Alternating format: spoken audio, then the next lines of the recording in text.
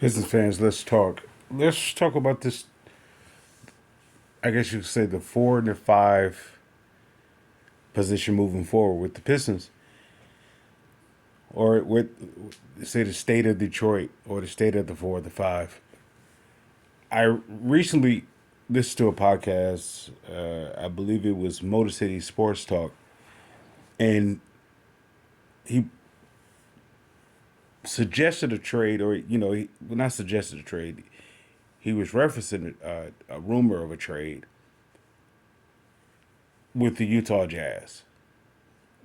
It was a 2 for 2 deal. I believe it was Jordan Clarkson, and as well as Walker Kessler. And if you guys are familiar with my take on Walker Kessler, you know I'm extremely high on him. Excuse me. Extremely interested of the Pistons inquiring for him and in the pursuit of him, that them possibly being to get him from Danny Ainge. I don't know about that. Danny Ainge is a part of the league committee, if you will, even if it's not title given. Yet he's a part of a is a certain way how certain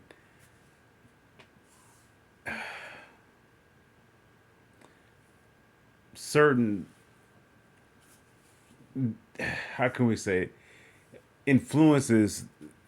It's a weird thing. It's a deal behind a deal. Anyway, so I don't know if Detroit and Utah, outside of the Fontecchio move, were are they going to be trade partners? I don't know. Maybe that was with the last regime up under Troy Weaver. It may be a little different up under Trajan. Is yet to be seen. With that being said, Walker Kessler is very high on my board of the next key addition to the Pistons, along with Lonzo Ball. And a close third, I would say, or pulling in third, I would say Brandon Ingram.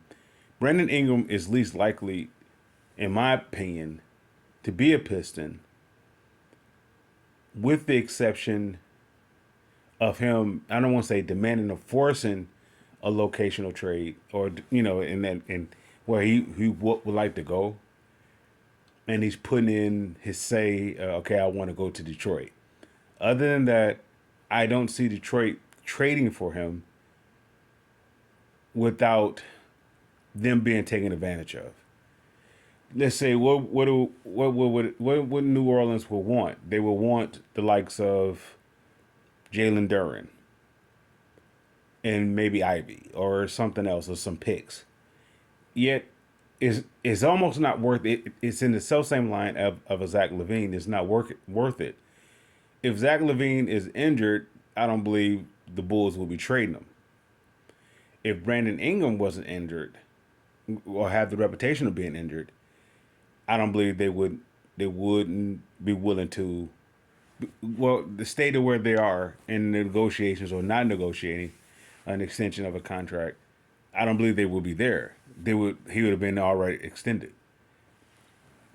Well, he has two things going up against him. He's not able to work with, or the game is not meshing, or is is a collision course with between his game and Zion Williamson. So one of the two has to go. And which one would you suggest to be let go or move on from? The one who is has, I don't want to say the potential to have the most upside, yet who has this, I want to say this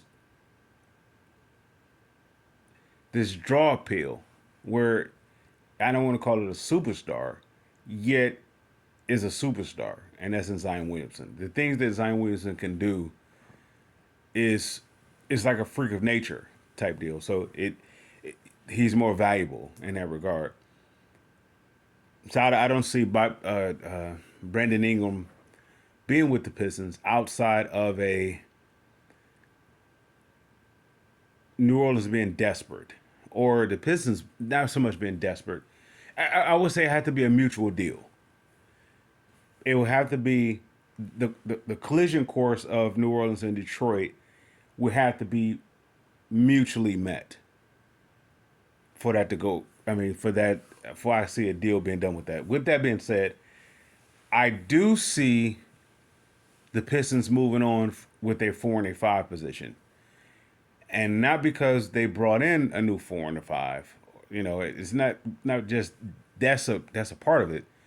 I just believe when it comes to Detroit, there's a window of, you could say, a growth window, you could say a complacent window, you can also state a moving on window.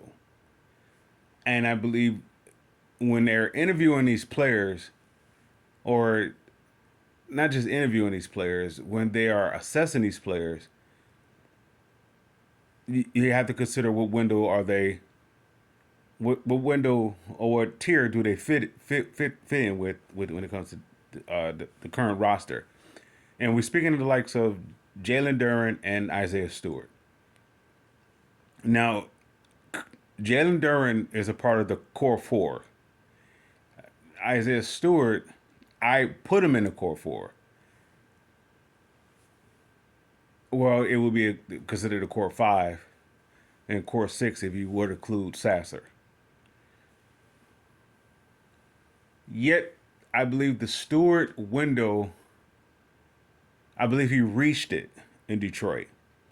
Now, if he were to go to another place, will he have some more in the tank to, another level? Yeah, absolutely. Yet there's a small window in Detroit. No matter if you're a lottery pick, if you're undrafted pick, you're a traded pick, you're a castaway pick, you're, you know, a disgruntable, or kind of say disgruntable, a disgrunted pick. It doesn't matter. You have a small window in Detroit. The moment that you are in addition, now I said addition, the moment that you are part of the Pistons, let's say organization for lack of a better word, there's a time, that timestamp that start ticking backwards. That's regarding towards that window. And I want to say those two players reached that window. Jalen Duren is not going to get any better in Detroit. Now he's going to show flashes that he's going to get better in Detroit. I don't believe he's going to get any better in Detroit. Does that mean that he won't get better? No, absolutely not. He's actually going to get better. It just in Detroit, I believe he outgrew it. And I believe with Stewart could be the case that he personally may be in a position that he doesn't want to outgrow it. I believe Stewart likes it here. Yet I believe what's best for him is to go somewhere where he can continue to expand. Duren, I believe he's ready to expand. So this is where you're going to get the likes of, I even heard New Orleans, there's rumbling about trading for him, and also the likes of New York. And, well, it's going to be other teams going to see Duren as like a unpolished gem. If you were to go to the likes of, I don't want to say Miami, who has I don't want to call it a system. I don't want to call it a culture. I would call it just a structured environment, from the ownership to Pat Riley to whatever the case may be, all the way down. You would look at something similar to that as the San Antonio Spurs. Detroit never really had that. When we're at the point of developing that, it falls apart. It falls apart. And now there's a siege, or there's the attempt of approaching that again. Yet the only way that is going to work with Tom Gores and Trajan if they follow the winning recipe in Detroit. If they try to go outside those lines, you're going to get the same results of a Stan Van Gundy, a Doug Collins. Let's see who else. They have the potential of being a good general manager or president, as well as a coach. Yet they're trying their best not to include the winning recipe. You're gonna get a whiff of, I don't want to call it success, a whiff of winning, yet you won't be able to get over the hump, if you will. So Trajan is, I look at the front office, and they had when going back to Duran, he's going to be up for a contract. Is almost in that same boat as a Sadiq Bey. He's going to ask for, I mean, not ask for, he's going to be in the range of a Cade Cunningham extension. Maybe not demanding of that. Yeah, he's going to be in that range. Well, by him being fifth is going to be a little bit less, and of course his contribution to the court is going to be a little bit less. At the same time, it's going to be an extension. I mean, a nice size, value is going. The extension of it is going to be really a nice size number. So what do you do? Do you wait? The much there was a complaint about the Pistons not moving on from for Boyan when his value was ready to be plucked, ready to be picked. Do you want to wait till that, or do you move on from him? With the addition of Tobias, it gives you a two-year window with that. What does that mean? Let's say if the Pistons moved on from Duran right now, it gives you Tobias gives you a 2-year window to see what you have that you brought in this year, with the likes of Ron Holland, Clintman, and even what you may potentially trade Duran for. You would move on from Duran for the lack of potential, or even a less extent, the lack of, aiming towards the potential, or you move on from him because he peaked in Detroit. Somebody may say he's only 20 years old. He's this. That it doesn't matter in Detroit. Detroit has a weird aura over it, in every facet of I don't know, of life. It has a weird aura over it that is a window. If you don't seize that window, it's like you missed your bus, so you missed the train, and you have to wait for that train to come back around, and hopefully that time you'll be ready for it to jump on, and then you seize that potential opportunity. Detroit is weird. It's really weird. So I believe he's been here for two. This is going to be his third year. Yeah, I believe he peaked in Detroit. Like there's a disinterest, a discharge, if you will. Let's say in comparison to a Tobias. Tobias is a guy that he may not. It may be the same story, yet two different directions between Tobias and Jalen Duren. Tobias has a lot more in the tank for Detroit, and I don't believe that he had a lot more in the tank for Philadelphia. Is a fit, is a rhythm. Philadelphia is a hardworking city like Detroit. At the same time, it's a certain level of hard work that before you get there is either you're ready for it or you're not. Allen Iverson was ready for Philadelphia because he was Philadelphia before he went there, if that makes sense. Tobias wasn't Philadelphia before he went there. So they're going to run him out of town.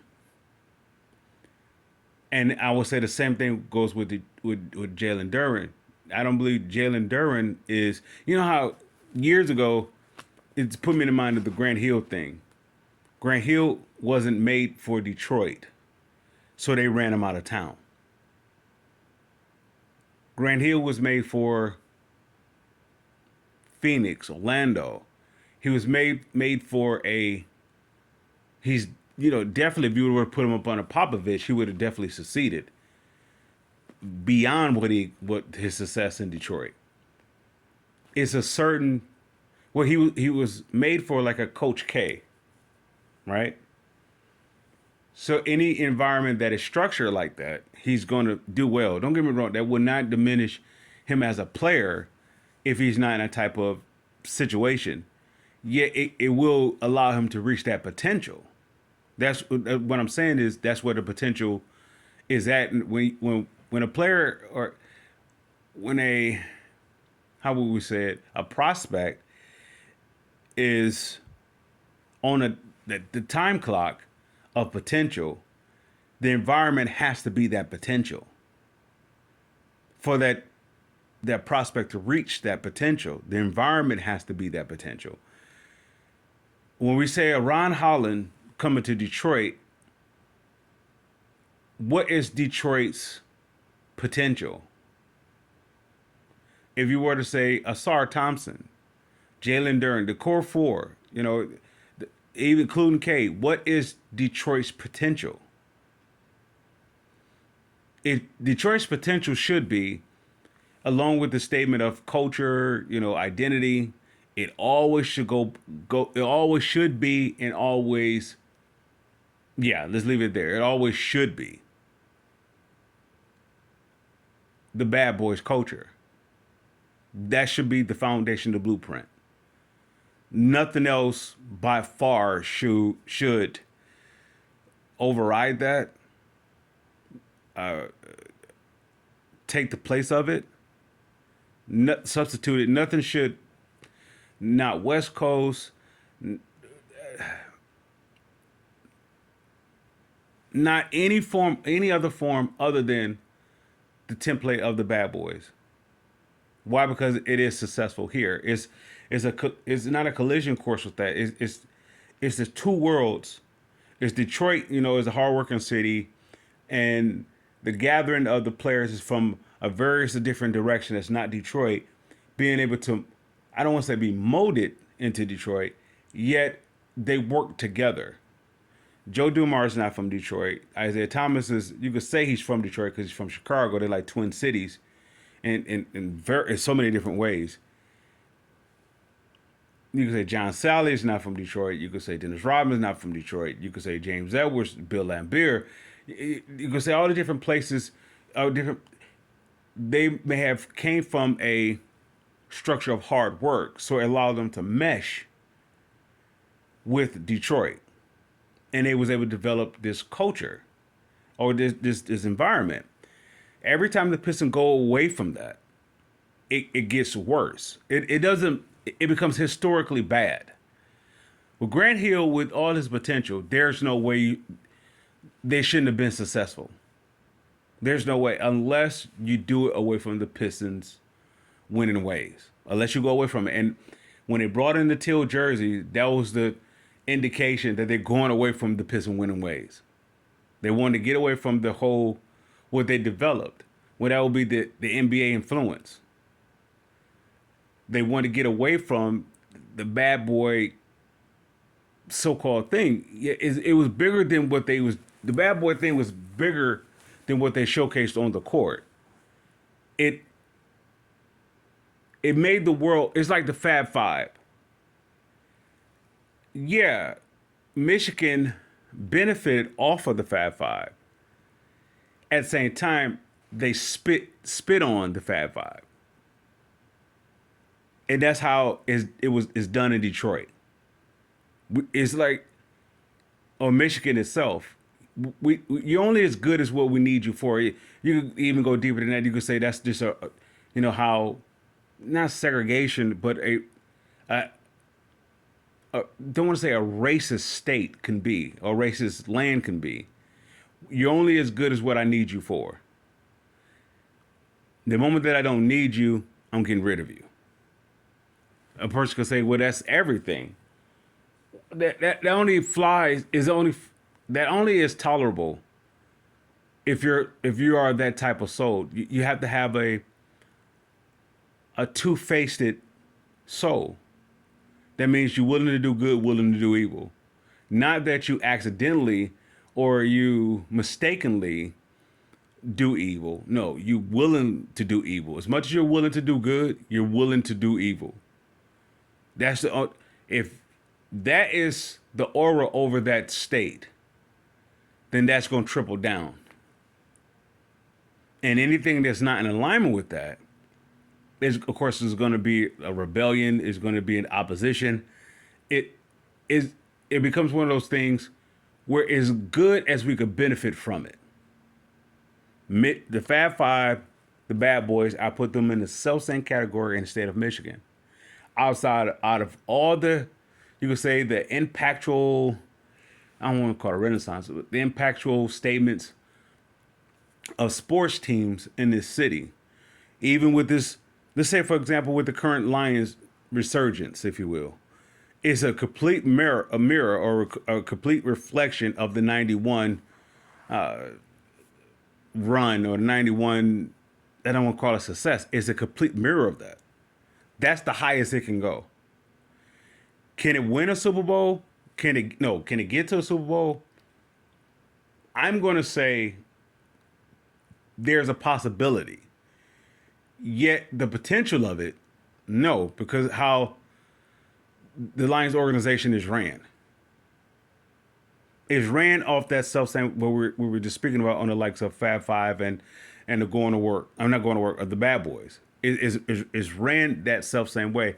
You milk it as much as you can, but at the same time, if it doesn't fit inside of our square, get rid of it. Right now, the Detroit Lions is ran by Dan Campbell. It's not ran by Brad Holmes. It's ran by Dan Campbell and Chris Spielman. It's up under that. It's not made for. It's not deep. How can I say it? Detroit is a city that influences the world. It doesn't just influence, the country. It influences the world. Whenever something happens in Detroit, it impacts the world.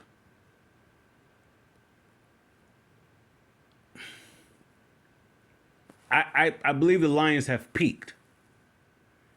Of course, we're shifting gears for we definitely shift gears. The Lions have peaked. Getting back to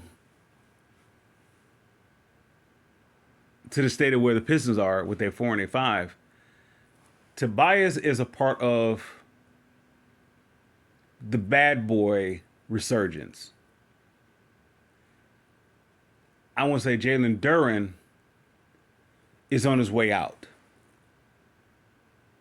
It's almost like he's like a Dennis Rodman guy. Not personality-wise, not his decision-wise. I want to say that Dennis Rodman was too big for Detroit.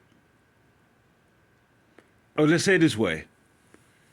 When he was up under Chuck Daly, he was inside of a well-nurtured box. When the Bad Boys run was over, Chuck Daly was on his way out. There was no reason for Dennis Rodman to be there. He outgrew it. I almost want to say that's the self-same thing when it comes to Duren and Troy Weaver.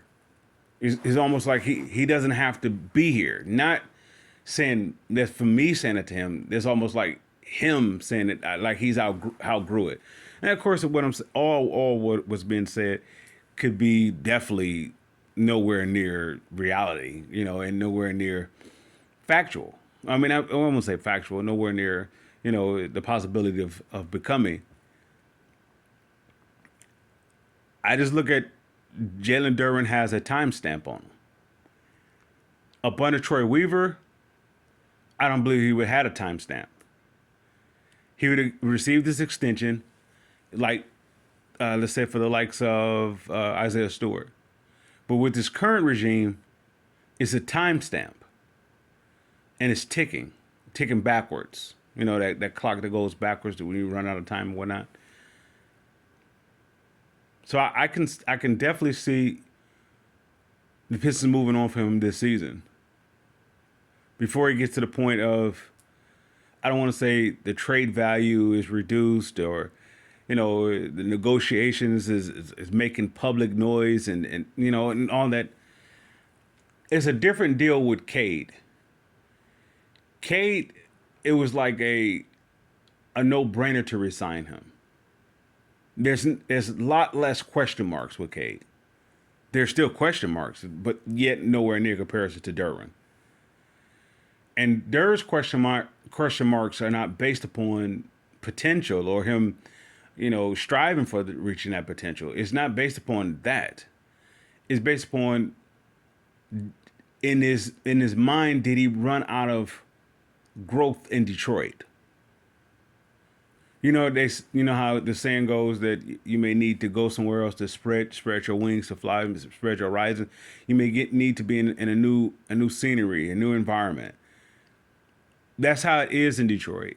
It's a small window, and I believe Derwin and Ivy is in that site, or inside of that range. Do you give up on them as in a young prospect? No, we're not speaking about that. We're speaking about the window in Detroit. I don't want to say it like the effects of losing. It becomes the desire not to give any more in the loss. You don't want to fight anymore. You just want to all right, I'm done. And it becomes one of those things. You want to get something from the deal that's equally beneficial to the player as well as the organization before it reaches that point. Because that's when the value really goes down. Why? Because the player plays to that energy, if you will. They play down. They don't play to their heights of what they're capable, or the desire to play. They play at a less effort, a lesser effort. So anyway,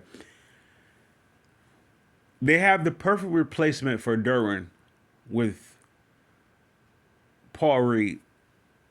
They have the perfect replacement. Is he the final piece? No. He's the perfect replacement. Paul Reed is bad boy culture. If you look at what they're bringing in here, they're bringing in bad boy culture. They're not bringing in, and they start off with, I want to say, Troy Weaver effect. They start off with that. They're going back to the bad boy culture, and you can see that the players that's coming here or that want to come here, you can see the traits of the bad boy within them. Not bad boy of, the media interpretation of the bad boys, which made them to be out like, with the likes of, you have the spokesman of Jordan, how they say they're bad for the league, or they just thugs and they just ruthless. That's not bad boy culture. Bad boy culture it's like what was the best word to describe it?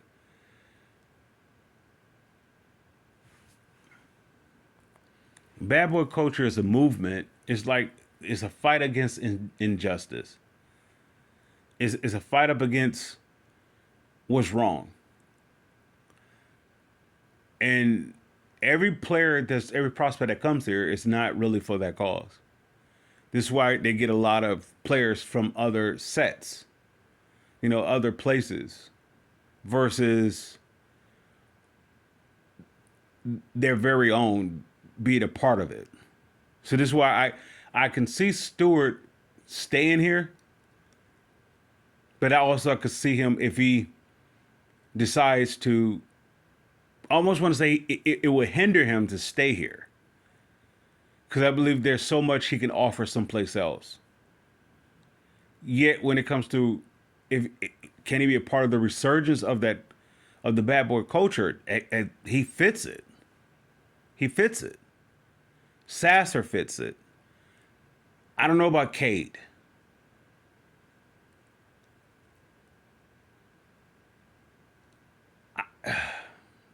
Ivy, you can see like a Iverson, Kobe Bryant inside of him. That hard working tenacity. I'm not quitting. That's something you can build on. This is why I believe why the Caden Ivy situation hasn't worked out thus far.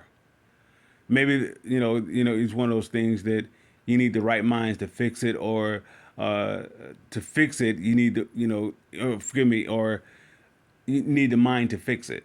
Instead of the right mind to fix, you need the mind to fix it. So I don't know if those who are brought them here was the ones to be able to do it. They got a shot at it with Trajan and JB Bickerstaff. They have a shot at it. At the same time, it's tough to see, not from a strictly basketball perspective, just not even personality. It's just culture perspective. I almost want to say, even though Bickerstaff came from Cleveland, I want to say that he is Bad Boys culture. He is Bad Boys Resurgent, such as Chuck Daly was. Chuck Daly, I'm not saying it that, because they have a similar past of coming from Cleveland. Now, they was groomed for Detroit. They were. That's why they were the foundation of the Bad Boys. Where they are the foundation of the Bad Boys. The likes of Chuck Daly and Bill Laimbeer. They were this. It's like this civil unit, that had one mission, and that's to destroy. I want to say propaganda. It's to destroy the image of injustice. The Bad Boys was like it's a culture shock. Just like the same thing with the Fab Five. There was a culture shock. They had to destroy the image of injustice. And they did. Of course, they went up against the likes of a Duke team that was part of the injustice. Once again, can you imagine Grant Hill with the Fab Five? No. That's like having Grant Hill playing for the Detroit culture. Grant Hill is not let's say, an unfair person. He's not going to be the one that's going to cause it. He's not an immature person, let's say that way. So when he was drafted here, he's not going to be one of those guys, well, I don't want to go to Detroit. Even if he may have felt that way, he's not going to publicly state it. It's going to be in-house, it's going to be closed doors. It's going to be one of those type of conversations amongst those who's going to keep their mouth quiet. If it were to have been said. So Grant Hill I put Cade in that same situation. They're not going to say, I don't want to be in Detroit. Unless they get pushed to that point, which will happen to Grant Hill. And he couldn't be Detroit because he wasn't Detroit. Forgive me, let's rephrase that. He couldn't be Bad Boys culture because he wasn't Bad Boys culture. He was too structured to be Bad Boys culture. So when you look at what's going on with the likes of Jalen Duren, I believe Jalen Duren is a superstar like Dennis Rodman. Yet Dennis Rodman didn't get his stardom until he left Detroit. Now he was a hidden star in Detroit. Yet he didn't get his stardom until he left Detroit. In other words, he didn't blossom. And I look at Jalen Duren that way, as well as Ivy that way.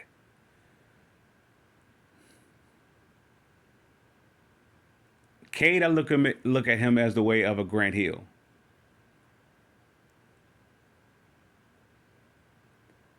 So with that being said, Detroit has the perfect replacement for the likes. Going back to Motor City Sports Talk, he initially gave a trade for Walker Kessler, and I definitely agree with that trade. Now it may have said now Clarkson is an interesting piece. because he's not Bad Boys culture. At the same time, he has the persona as a Bad Boys culture. It's a different effect. It's a The Bad Boys culture fights up against injustice. The persona of a Bad Boys culture actually influences the injustice, or is a key contributor to injustice. I look at him more so as a part of the influence of the injustice versus being a part of fighting against the injustice. So this is why if it were said by him or of his camp that he wouldn't want to play in Detroit, is because of that reason. So that will be the reason why the trade may never happen, even though it is on paper is a great situation for both organizations. The trade rumor, or the potential trade rumor. It was Isaiah Stewart, Jaden Ivey for Kessler Walker, or for Walker Kessler, and Jordan Clarkson. I believe Jordan Clarkson have 2 years remaining on his deal, if not 1 year, whatever the case may be. That wouldn't be a guy that you would keep long term, unless he does like this Rasheed Wallace, Rick Mahorn deal. Neither one of them wanted to be in Detroit. Or let's say it this way. When they both got to Detroit, they made on record they don't want to stay in Detroit. However, when they got here, not only did the city welcome them, they became the city. So much so, they love the city. They just don't love the injustice of the city. Rasheed Wallace, before he signed his first extension with Detroit, or his only extension with Detroit, he says, well, I'm not staying in Detroit. He's leaving. Why did he sign an extension? Because he became Detroit. Because let's rephrase that. He didn't become Detroit. He was Detroit. That he was a guy who was part of the Bad Boys resurgence. And not resurgence, the Bad Boys culture, where we're going to fight up against injustice. That's why he was so beloved here, or still so beloved here. With that being said, Tobias Harris put me in the mind of that Rasheed Wallace, Rick Mahorn type. Could they be somewhere else? Yeah, they could be somewhere else. Yet, when Tobias got here, I believe he was like those two. I don't want to be in Detroit. But at the same time, what was inside of Tobias was the missing piece of Detroit. This is why I believe that played a significant part. Of course, you could say, he met his wife here. He met his soon-to-be wife, and then now his wife is from here. You could say all that from Detroit, and that could be the reason why he came back. Even with that being said, Philadelphia took care of him financially. He don't have to come back to Detroit. He could have went to San Antonio. He could have went to some other places. He didn't have to. He could have played for less. He didn't have to be in Detroit at all. Even if Detroit was, somebody could say he's overly compensated. I don't know. He's overly paid. Whatever. Even with that being said, his situation is not Monty Williams' situation. It's a totally different situation. What's inside of Monty wasn't the self-same thing that was inside of Tobias. Tobias fits a part in the resurgence of Detroit. Monty Williams does. It's two different type of natures. Once again, it's like that persona thing. You could have the presentation. You could have the presentation that you want to be the part, yet you don't have it inside of you to be the part. So you're going to act it, but you only get acted for so long before the true essence of you trying to be the part kicks in. Tobias is the opposite of that. And I want to, the gentleman in Locked On Pistons, he stated that. I recently listened to this podcast and he stated that about Tobias. And this is not the first time that recently him stating this. He's on a record quite some time of okay, Tobias wants to be here. Tobias wants to be here. It's a difference. And I want to say Paul Reed and Tobias is like a Bill Laimbeer. I want to say no. I want to say going back to the Walker Kessler situation. I can see him as a Pistons. It's like he put me in the mind of Fontecchio in this regard. Fontecchio is another guy that could have went any other place and been a part of a rotation, just making it. I don't know if he would have made as much. Parker made more money, whatever. Yeah, he wanted to be here. I can see Walker Kessler in that regard. Detroit is not my top destinations to be or to go. Yeah, it's something about what I've been through fits what they're missing. So this is why I'm high on Kessler. I don't see that same effect with Brandon Ingram.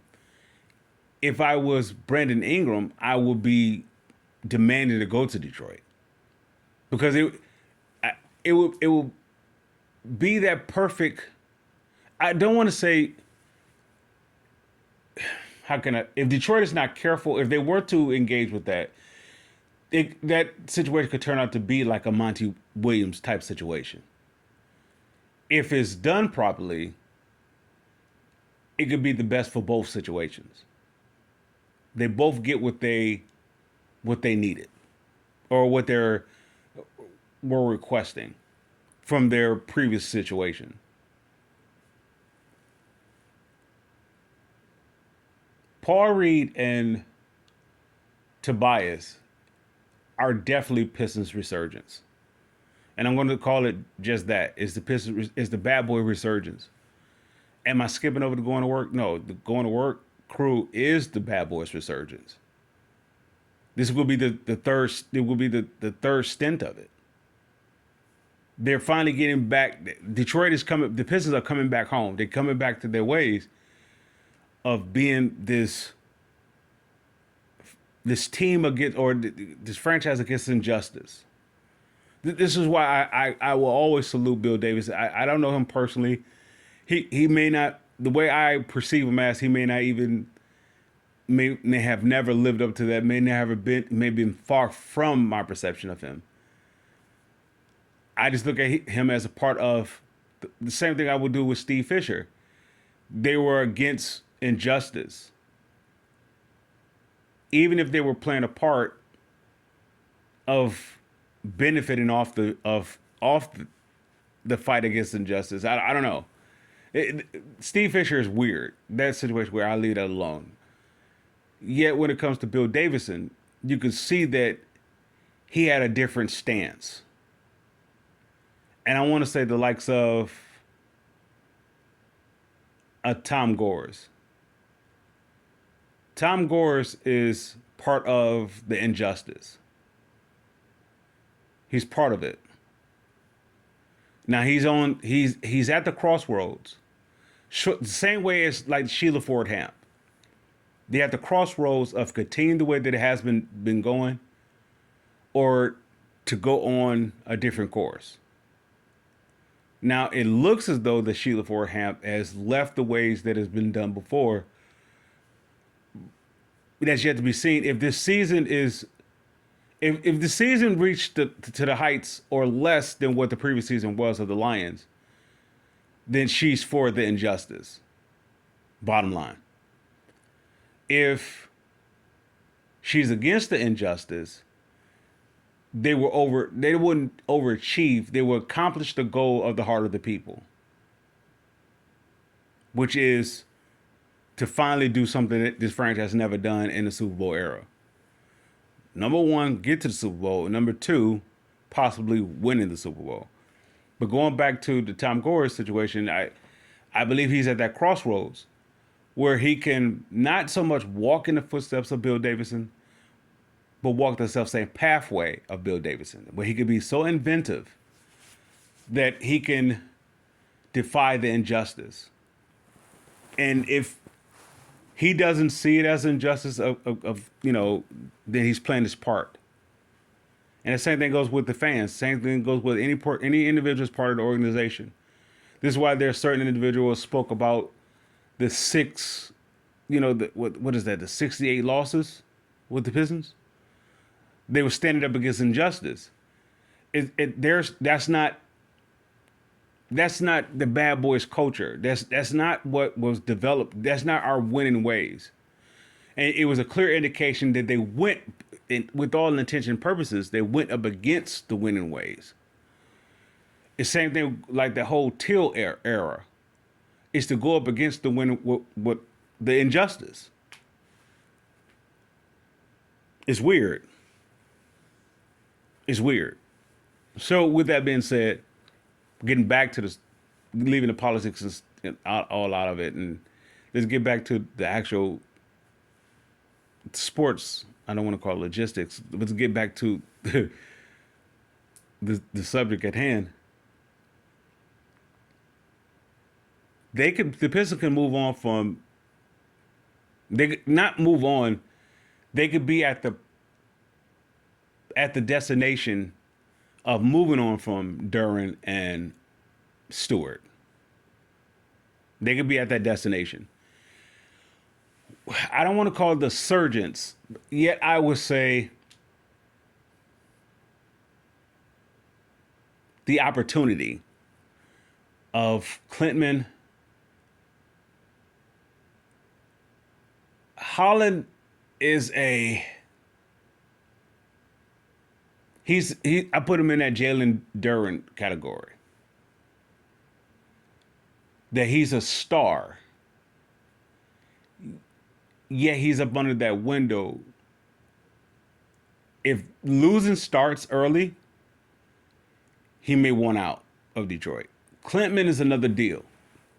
Klintman is like the Dennis Rodman too, in a way that I don't believe he will want out as much as the situation where he presented itself for him to leave and he would just bloom somewhere else.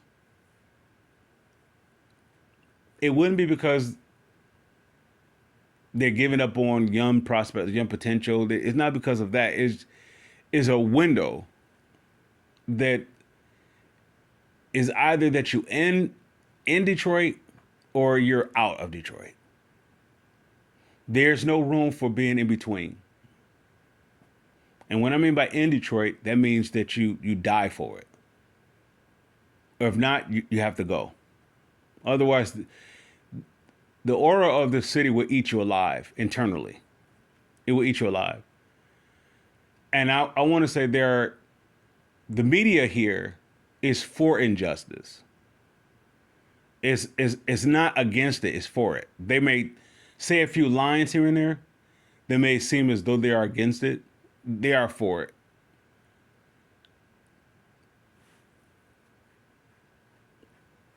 With that being said, we went all around the world with that one.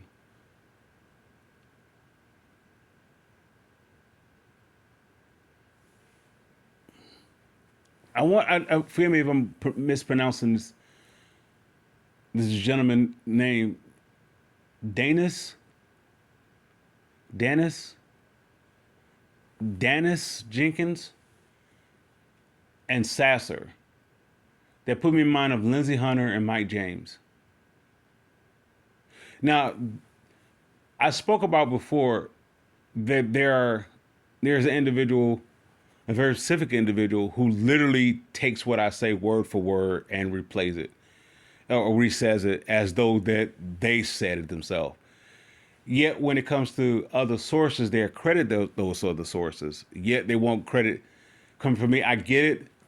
You can go by you could say my position of, or you could say the lack of popularity that comes along with me. So you don't give that proper respect, right? I get it, but that's part of the injustice that's inside of this city. That's part of it. And I would say to that individual, if you believe that this is you that I'm referring to, I wouldn't dare throw you up under the bus. Yet I will say this: your, I don't want to call it your opportunity of success now. Notice you're up under the thumb of someone else. You're not the center stage. You're not the main attraction of the stage. You're being, as well as you disrespect someone else, as well as you're going to be disrespected. You just won't be disrespected by the ones that you're disrespecting. You're going to be disrespected by the ones there that I want to say, I don't want to call it the level or the success, the potential success that you're aiming from. You're going to be disrespected there. The exact same way that you're disrespecting someone else. Like this individual literally takes what I say and says it as though that they're saying it. And this goes back a ways of, well, me talking about the Going to Work crew some years. And I periodically, I don't care to listen to what they have to say because of that situation. If you believe this, if you know, well, definitely know who you are. And if this is you, this is not me. This is not no attempt of throwing you up under the bus. This is me washing my hands with it. I have wrestled with this. I don't know you personally. Yet what was done obviously affected me personally. All I'm saying to you, what you've done to me, you're on a potential, or you're at that place where you're going to reap what you're sowing. You're right there. And this is me saying to you, be careful where you are. Because right now, the success that you so-called, the spotlight you have now is based off of the steps that it's like you stepped on people to get where you are. You're in a position to be stepped on. Even though it looks as though that everything is going well for you. So this is they would call it an olive branch. This is my attempt of doing that. Instead of me throwing you up under the bus, there's a warning. It is a spiritual law. You reap what you sow. Whatever you put out there, it has to come back to you. Why? Because you put it out there. It has to come back to you. So with that being said, I close out with that. I believe, unless there's something else. Tobias, Paul Reed, the additions of Klintman and Holland. Yeah, I'm going to dive into this. I'm going to say that Klintman and Holland has the draft selection reversed. How Klintman is going to perform, you would believe that he's ready to be that number 5 slot. And how Holland is going to be a process of development as though that he was a second rounder. Am I saying that's their value? Am I saying that's who they are or that's what they should have been selected? No, I'm not saying that at all. I'm saying this, of course, so like, it could be said this is only summer league. You have to consider who's ready to go and who is, how the process of the development starts and how it continues, how it flows. They call it the sophomore, the second year is a sophomore slump, or you hit the rookie wall, and all those different things that to be labeled of adversity of an individual's development. and this it also gonna be the self same deal when it comes to what I'm stating about Clement and Holland. With that being said, they both put me in the mind of Dennis Rodman and John Sally. Dennis Rodman, I don't want to say it was far more. I want to say far more was more successful than John Sally. I won't say that they both played their part. But look where they was drafted. Dennis Rodman was drafted second round. John Sally was drafted first round. John Sally was, I believe, was from Iowa. Where did he go? Was it Iowa, Georgia Tech? I believe he went to Georgia Tech, and he was on a good Georgia Tech team. So he was. I think Mark Price was on that team. I believe. So he got a lot of recognition. So this is why he went high in the draft. Yet, if you were to look at their play on the court, who was more impactful? Dennis Rodman. So I look at Clement and Ron Holland that was self same way. Detroit have a tendency of drafting that type of combination. You can say Lindsey Hunter, Allen Houston.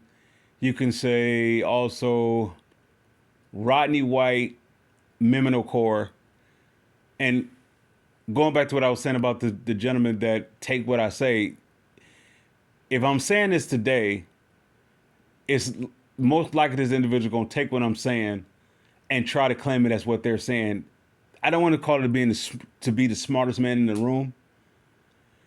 Yet, if you can give credit to other quotes or other, let's say, what is the word we're looking for? If you could properly give respect to other references or those that you're, I guess you could say that you look up to in a more of a higher regard. If you're not willing to do that equally to the individual who is less popular, what do you think is going to happen to you? Or what do you think that is happening to you? You wouldn't even know that you're being used because you're inside of let's say, you're inside of the false reality that you've made it, or that where you are is gonna be there, is only gonna get better.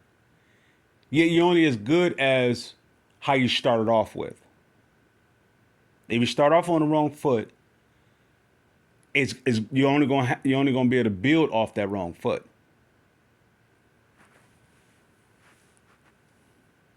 I may never be recognized as I guess you could say, of the popularity. When I started this podcast or started this whatever, that was never the intention to be popular. It's to I wanted to have a voice against injustice. So this is why I came out with Not a Lions Fan. It's not a political thing. It's not it's not one of those things controversial, trying to start trouble with the Lions franchise. It was just, I'm against injustice.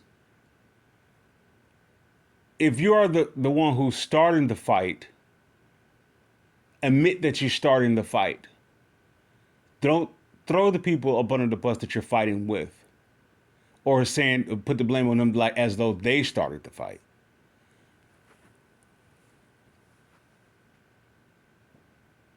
So with that being said, Ron Holland and Clement put me in mind of Dennis Rodman and Stackhouse. Not Stackhouse, Jesus.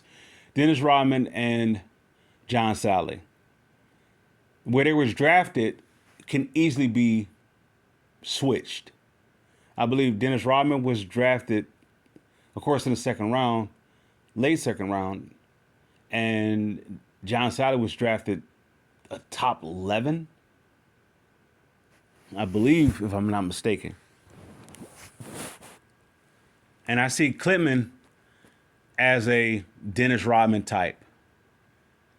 on the court. That is, that he could do so many things effectively well. There's a comparison of him being Nick Batum, and I would say they even gave a comparison.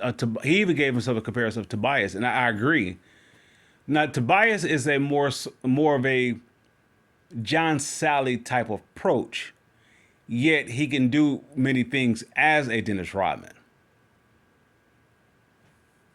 And so that's how I look at Clement in that regard of Tobias. Tobias could do so many different things, yet he doesn't do it as the motor. Let's say, how can I say it? I won't say the motor. I don't want to call it energy of a Dennis Rodman. I guess you could say energy of a Dennis Rodman. It is going to look differently. It's like one of those players that looks as though they're not working. It's just a smoother pace. Or you say, I don't want to call it a slower pace. It's just a smoother pace. Where on the likes of a Dennis Rodman, where he does it is not smooth at all. It's everywhere at once. But it's equally as smooth. So that's my overall, I guess you could say, ventilation and, assessment of the Pistons and of them possibly losing Duran. And I want to say the Sadiq Bey effect, that it may be based upon he may see his value in Detroit higher than his actual value is. Stewart fit right into his value for Detroit. Yet it was up under the proper evaluator up under Troy Weaver. Right now, it's a totally different evaluation. So I can see Stewart leaving, not them trading him. I can see that they're at where it's a mutual deal. It comes to that point where it's time to move on. I can see that for Stewart, but I also can see of his reluctancy willing to stay. It may work up against him because it may come to his demotion.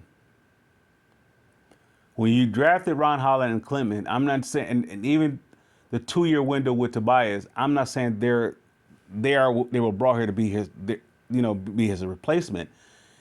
I'm saying now that clock is ticking, that window is ticking. I can see Sasser and Jenkins working as outside of, okay, when you had Chauncey and Rip, who was the Pistons point guard in that going to work crew? The backup point guard. Who is they go to? Go ahead and tell me it was Lindsey Hunter. Go ahead and tell me for the little window that they had Mike James. Go ahead and tell me it was Mike James. It was a combination of them both. I can see Dennis, Jenkins, and Sasser in the self-same role. Together, they're the perfect complement to Cade. Because they were not going to give you they can give you what Cade can do offensively, but they also can give you what Cade is not going to be asked to do defensively. They're not going to ask Cade to I don't want to say overexert himself defensively. They're not going to ask him to pressure the ball and everything else. They're not going to ask him to do that because they need him what they brought him here for to do. And I don't want to say to be a primary scorer, but to be a playmaker in that regard. Yeah, you have those two. If they're put me in the mind of Mike James and Lindsey Hunter. That they're going to have this chemistry. If you put them two together, regardless of their size, it's almost like the Muggsy Bogues effect. If you put them in, it doesn't matter about their size, they're going to affect the game. Being undersized. And it's going to, once again, you can see the making of the Pistons. If it stays as it is, it's the resurgence of the bad boys. You can see it. With that being said, I'm officially out. Pistons fans, I salute.